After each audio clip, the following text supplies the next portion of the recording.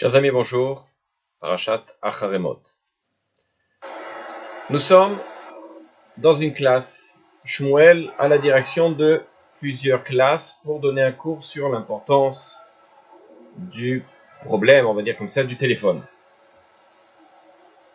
Chers enfants, vous savez que le téléphone, Internet, etc., c'est quelque chose de très grave. Nous avons malheureusement beaucoup de problèmes d'enfants qui sortent du chemin, de problèmes de concentration. Donc il faut, etc., bannir.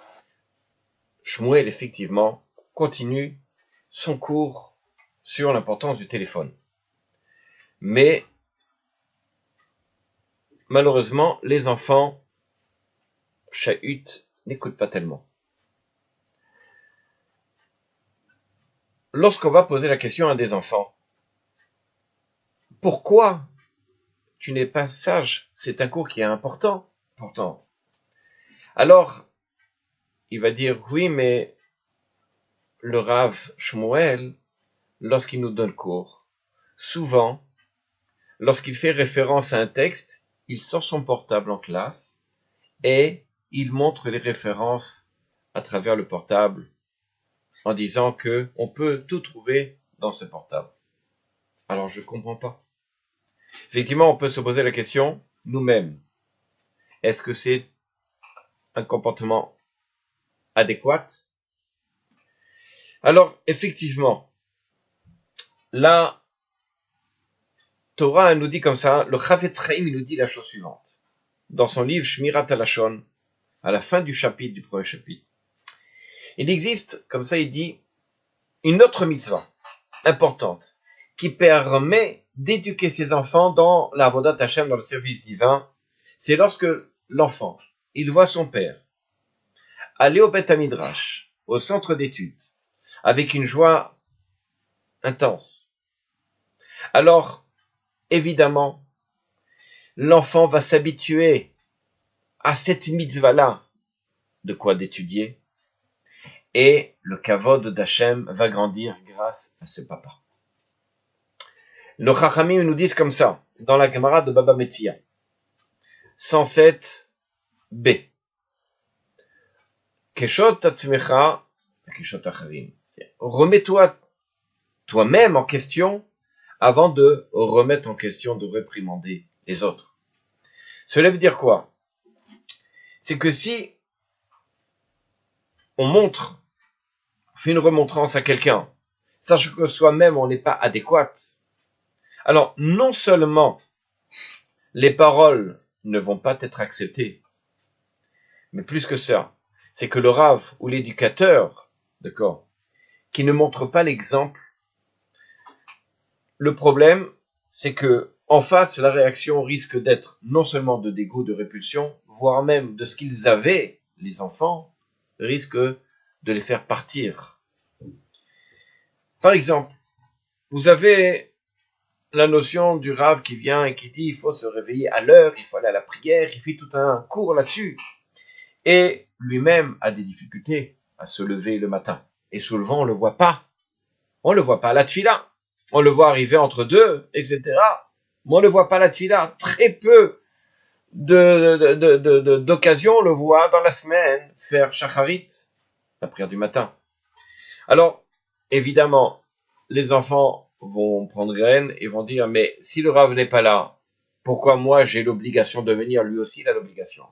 Et ce qui risque de se passer, c'est que l'enfant, finalement, va non seulement laisser tomber la notion de venir le matin, mais voire même de dire que finalement, c'est une mitzvah de rester au lit. Alors, la Gemara, regardez bien, dans Brachot, dans la page 12b, elle nous dit la chose suivante, c'est que tout celui qui dit le schéma sans avoir mis les tefilines, bien entendu le matin, c'est comme s'il faisait un témoignage mensonger. Pourquoi? Parce que dans le schéma, il y a justement la mitzvah de tefilin. Donc, tu dis quelque chose et tu n'appliques pas, alors la Gemara dit c'est comme tu es un témoin mensonger. Donc, on comprend ici que si vous voulez, que dire la moralité aux gens, sans même avoir été capable soi-même de se comporter ainsi, alors évidemment, le résultat c'est que ce que l'on pourra dire ne sera jamais accepté. Les Chachamim dans Shabbat 23b nous dit la chose suivante. Celui qui est habitué à allumer les bougies de Shabbat, sous-entendu avec de l'huile d'olive, alors aura des Talmidei Chachamim, des enfants érudits.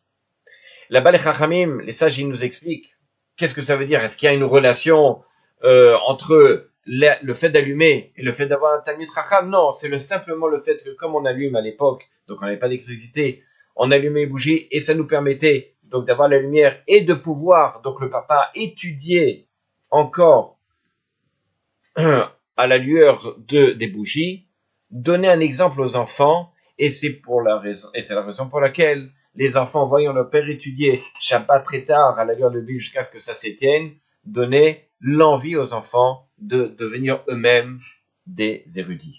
On comprend ici que celui qui s'assoit ne va pas étudier, mais ordonne à ses enfants d'aller étudier, de se lever.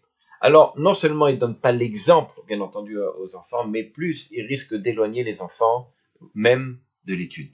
Je finirai par ce que dit le Chazon Ish, quelque chose d'important. Dans son livre Emunah ou Bitachon, un élève qui est assis devant son Rav, je lis le texte sous les yeux, il n'apprend pas seulement la Torah de lui, donc de son Rav, mais aussi tout son comportement gestuel du Rav, qui va s'incruster dans son cœur, et un éducateur qui n'est pas parfait dans ses vertus, ses paroles ne rentrent pas dans le cœur de l'élève car son aspect extérieur ne ressemble pas à son fort intérieur.